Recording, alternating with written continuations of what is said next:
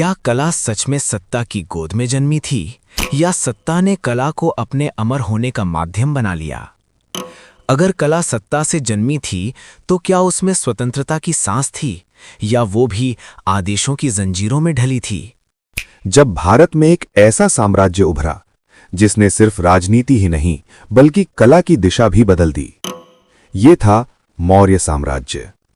क्या आप जानते हैं, इसी काल में भारतीय कला ने लकड़ी और ईंट जैसी नाशवान सामग्रियों को पीछे छोड़ पत्थर को अपनी स्थायी पहचान बना लिया।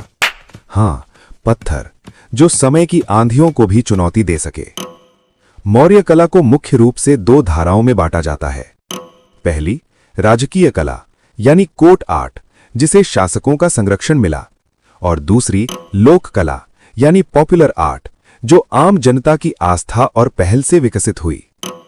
समय था लगभग 322 ईसा पूर्व से 185 ईसा पूर्व का। इस काल की शुरुआत हुई एक महत्वाकांक्षी युवा शासक से, चंद्रगुप्त मौर्य से।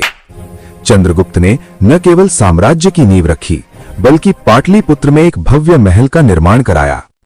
कहा जाता है कि वो महल लकड़ी का था, पर उसकी भव्यता इतनी अद्भुत थी कि विदेशी यात्री भी चकित रह गए। उसकी वास्तुकला में फारसी प्रभाव भी स्पष्ट दिखाई देता था, जो उस समय के अंतर्राष्ट्रीय संपर्कों का प्रमाण है। लेकिन मौर्य कला का वास्तविक स्वर्णकाल आया एक ऐसे सम्राट के साथ जिनका नाम इतिहास में महान के रूप में अंकित है, अशोक महान। कलिंग युद्ध के बाद जब उनके हृदय में परिवर्तन हुआ, तब कला और स्थापत्य उनके धम्म के प्रचार का माध्यम बन गए। परंपरा के अनुसार उन्होंने 84,000 स्तूपों का निर्माण कराया। कल्पना कीजिए, पूरे साम्राज्य में फैले स्तूपों का एक विशाल जाल। सिर्फ स्तूप ही नहीं, उन्होंने एकाश्म स्तंभों का भी निर्माण कराया, एक ही पत्थर से बने विशाल स्तंभ।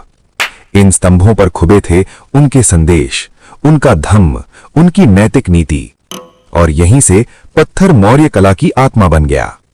लेकिन कहानी यहीं समाप्त नहीं होती। अशोक के बाद उनके पौत्र दशरथ ने भी इस परंपरा को आगे बढ़ाया।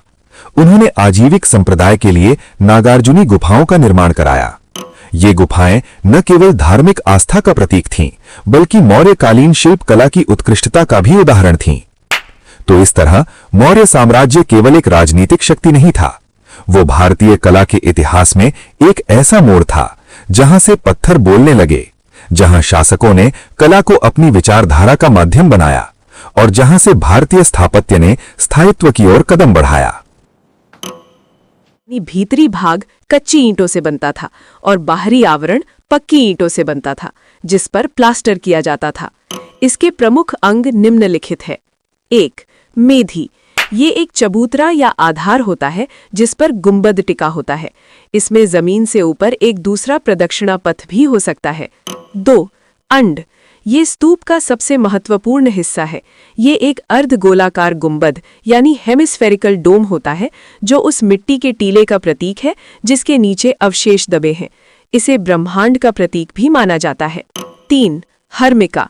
ये अंड यानी गुंबद के शीर्ष पर बनी एक चौकोर रेलिंग जैसी संरचना है। इसे बहुत पवित्र माना जाता है और ये देवताओं के निवास का प्रतीक है। 4. यष्टि। ये हर्मिका के बीच से निकलता हुआ एक मस्तूल या डंडा होता है, जो ब्रह्मांड की धुरी यानी एक्सिस मुंडी का प्रतीक है। 5. छत्र। यष्टि के ऊपर 3 तश्तरियों जैसी आकृतियां होती हैं। ये 3 छत्र बौद्ध धर्म के त्रिरत्न का प्रतीक है। बुद्ध यानी द टीचर, धम्म यानी द टीचिंग्स, और संघ यानी द ऑर्डर और कम्युनिटी। 6. प्रदक्षिणा पथ। ये स्तूप के चारों ओर घूमने का एक रास्ता है जहां भक्त परिक्रमा करते हैं। ये रेलिंग यानी वेदिका से घिरा होता है। 7. वेदिका। ये स्तूप के चारों ओर की बाड़ यानी रेलिंग है। मौर्य काल में ये अक्सर लकड़ी की होती थी, जिसे बाद में शुंग काल में पत्थर से बदल दिया गया। 8. तोरण। ये प्रवेश द्वार है जो चारों दिशाओं पूर्व, पश्चिम, उत्तर, दक्षिण में बने होते हैं। सांची के तोरण अपनी नक्काशी के लिए प्रसिद्ध हैं।